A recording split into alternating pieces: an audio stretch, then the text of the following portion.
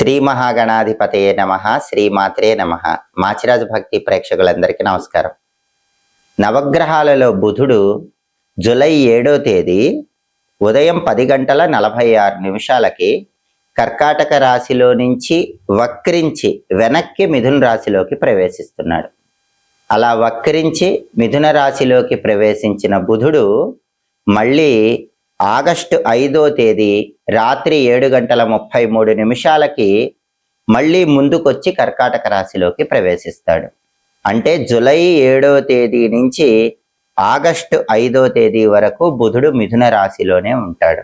కానీ జూలై 7వ తేదీ కర్కాటక రాశిలో ఉన్న బుధుడు ముందుకు వెళ్లకుండా వక్రించి వెనక్కి మిథున రాశిలోకి ప్రవేశిస్తున్నాడు. ఈ బుధుడి వక్రం అనేది 12 రాశుల వారికి ఎలాంటి ఫలితాలను కలిగింపజేస్తుందో, బుధుడి వక్రం ఏ రాశులకు అనుకూల ఫలితాలను ఇస్తుందో, ఏ రాశులకు వ్యతిరేక ఫలితాలు ఇస్తుందో, అనుకూల ఫలితాలు రెట్టింపు చేసుకోవటానికి, వ్యతిరేక ఫలితాలు తగ్గింపజేసుకోవటానికి 12 రాశుల వాళ్ళు బుధుడికి సంబంధించి ఎలాంటి శక్తివంతమైన పరిహారాలు చేసుకోవాలో ఈ వీడియోలో మనం తెలుసుకుందాం.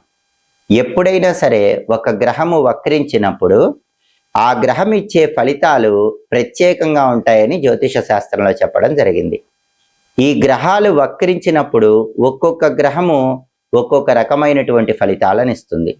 శుభగ్రహము వక్రించినప్పుడు ఇచ్చే ఫలితాలు ఒక రకంగా ఉంటాయి. పాపగ్రహము వక్రించినప్పుడు ఇచ్చే ఫలితాలు ఇంకొక రకంగా ఉంటాయి.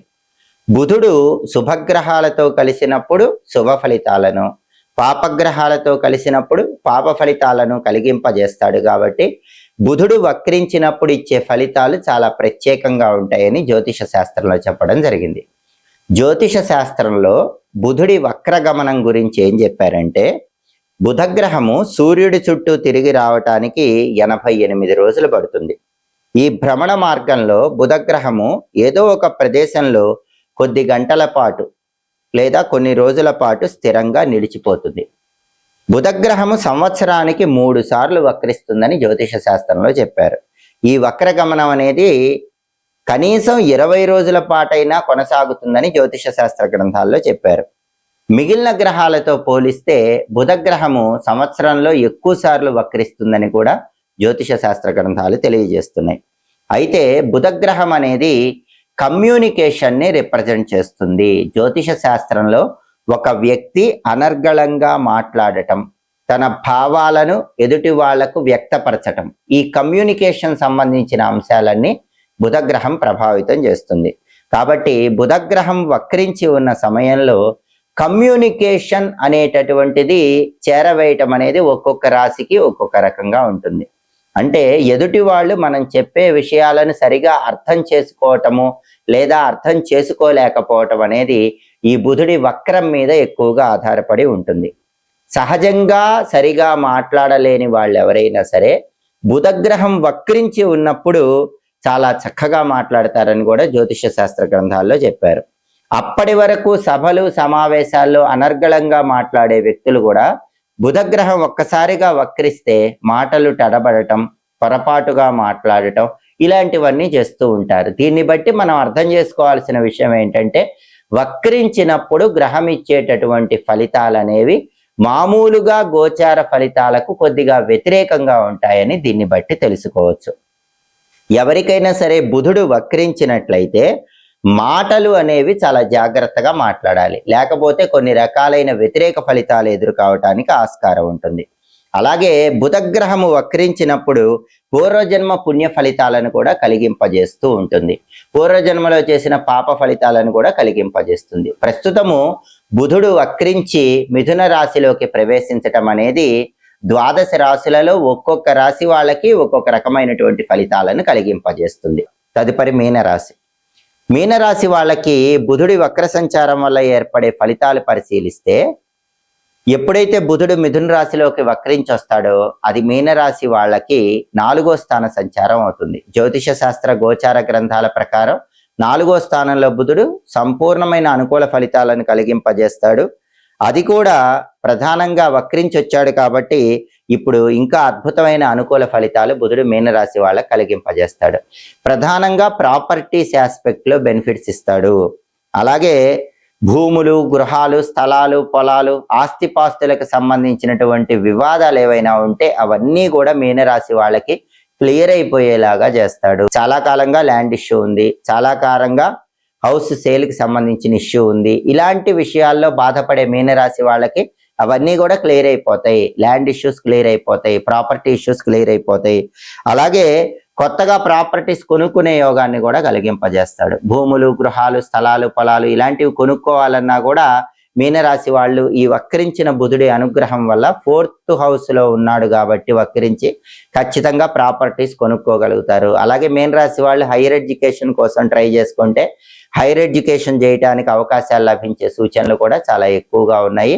అలాగే తల్లిగారికి సంబంధించినటువంటి ప్రాపర్టీస్ అయితే తొందరగా వచ్చే అవకాశాలు మీనరాశి వాళ్ళకి చాలా ఎక్కువగా కనిపిస్తున్నాయి. కాబట్టి వక్ర బుధుడు 4వ స్థానంలోకి రావటం అనేది మీనరాశి వాళ్ళకి అనుకూల ఫలితాలనే కలిగింపజేస్తుంది. ఈ అనుకూల ఫలితాలు ఇంకా పెరగాలంటే బుధుడికి సంబంధించిన శక్తివంతమైన పరిహారాలు చేసుకోవాలి. జూలై 7వ తేదీ ఉదయం 10:46 కర్కాటక రాశిలో ఉన్న బుధుడు వక్రించి మిథున రాశిలోకి ప్రవేశిస్తున్నాడు. బుధుడి వక్ర సంచారం ఏర్పడుతుంది. అలా వక్రించి మిథున రాశిలోకి వచ్చిన బుధుడు మళ్ళీ ఆగస్టు 5వ తేదీ రాత్రి 7:33 కర్కాటక రాశిలోకి ప్రవేశిస్తాడు. అంటే జూలై 7వ తేదీ నుంచి ఆగస్టు 5వ తేదీ వరకు బుధుడు వక్రించి మిథున రాశిలో ఉంటాడు. అలా వక్రించి మిథున రాశిలో ఉన్నటువంటి బుధుడు ద్వాదశ రాశుల వారికి ప్రత్యేకమైన ఫలితాలను కలిగింపజేస్తాడు. కొన్ని విషయాలలో కొన్ని రాశుల వారికి అనుకూల ఫలితాలు ఇస్తాడు, కొన్ని విషయాలలో కొన్ని రాశుల వారికి వ్యతిరేక ఫలితాలు ఇస్తాడు. అనుకూల ఫలితాలు రెట్టింపు చేసుకోవటానికి, వ్యతిరేక ఫలితాలు తగ్గింపజేసుకోవటానికి ద్వాదశ రాశుల వాళ్ళు బుధుడికి సంబంధించిన కొన్ని శక్తివంతమైన పరిహారాలు చేసుకోవాలి.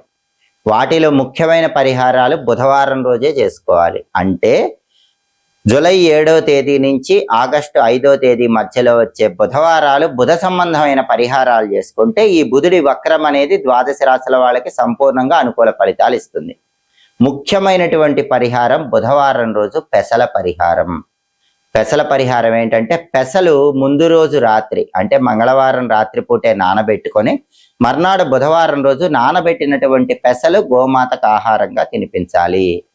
లేదా బుధవారం బుధహోరలో కేజింబావు పెసలు ఆకుపచ్చ వస్త్రంలో మూటగట్టి ఎవరైనా బ్రాహ్మణుడికి దానం ఇవ్వాలి. అంటే బుధవారం ఉదయం 6 నుంచి 7 మధ్యలో కానీ, మధ్యాహ్నం 1 నుంచి 2 మధ్యలో కానీ, రాత్రి 8 నుంచి 9 మధ్యలో కానీ బుధహోరలో పెసలు దానం ఇచ్చుకోవాలి.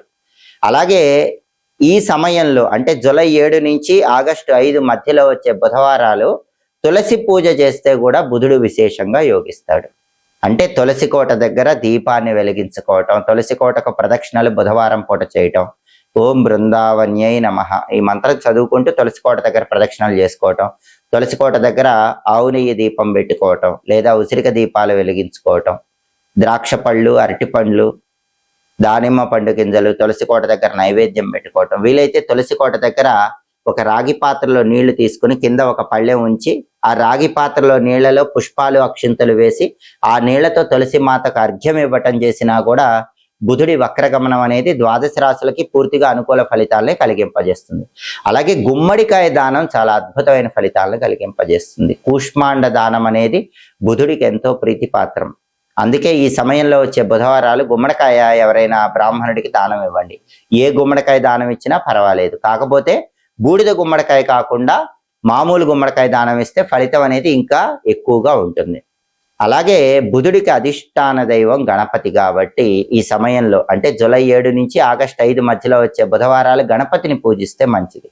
గణపతిని కూడా పూజించేటప్పుడు ఆకుపచ్చ రంగుతో ఉన్నటువంటి వాటితో పూజిస్తే ఇంకా మంచిది కాబట్టి గరికపోచలతో పూజించండి. అలాగే గణపతికి ఎర్ర పుష్పాలు ఇష్టం కాబట్టి ఎర్రపూలతో పూజ చేయండి. బుధవారాలు గణపతిని పూజించేటప్పుడు గం క్షిప్రప్రసాదనాయ నమః అనే మంత్రం చదువుకుంటూ పూజించండి. బుధుడు తొందరగా అనుగ్రహాన్ని ఇస్తాడు. బుధుడి వక్రం ఎలాంటి వ్యతిరేక ఫలితాలను ఇవ్వదు. అలాగే బుధుడికి విష్ణుమూర్తి కూడా అధిష్టాన దైవం. అందుకే బుధవారాలు ఈ సమయంలో ఓం వషట్కారాయ నమః అనే విష్ణు మంత్రాన్ని చదువుకుంటే కూడా కెరీర్ పరంగా బాగుంటుంది, కమ్యూనికేషన్ స్కిల్స్ పెరుగుతాయి, ద్వాదశ రాశులకు అనుకూల ఫలితాలు వస్తాయి. అలాగే బుధవారం పూట ఉపవాసం ఉండి రాత్రికి పెసరపప్పుతో చేసినటువంటి పొంగలి ఆహారంగా స్వీకరిస్తే మంచిది. ఇది బుధుడికి ఇష్టమైనటువంటి ఉపవాసం అవుతుంది. ఇది చేసినా కూడా అనుకూల ఫలితాలు వస్తాయి. అలాగే పింగాణి వస్తువులు ఏవైనా సరే బుధవారం పూట ఈ సమయంలో దానం ఇస్తే చాలా మంచిది. గాజు వస్తువులు కానీ పింగాణి వస్తువులు కానీ ఎవరికైనా దానంగా ఇవ్వండి. జూలై 7 నుంచి ఆగస్టు 5 మధ్యలో వచ్చే బుధవారాలు గణపతి ఆలయ దర్శనం చేసిన, విష్ణు ఆలయ దర్శనం చేసినా కూడా ద్వాదశ రాశుల వారికి వక్రించి మిథునంలోకి వచ్చినటువంటి బుధుడు పూర్తిగా అనుకూల ఫలితాలే కలిగింపజేస్తాడు, వ్యతిరేక ఫలితాలన్నీ తొలగింపజేస్తాడు.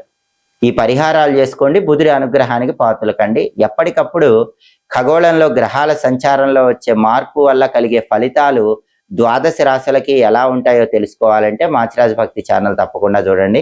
మా వీడియోస్ మీకు నచ్చినట్లయితే మా ఛానల్ లైక్ చేయండి, కామెంట్ చేయండి. మా ఛానల్ వీడియోస్ 10 మంది మిత్రులకు షేర్ చేయండి. మా ఛానల్ సబ్స్క్రైబ్ చేసుకోండి. పక్కన ఉన్న బెల్ సింబల్ నొక్కటం మాత్రం మర్చిపోకండి. సర్వే జనాః సుఖినో భవంతు. స్వస్తి.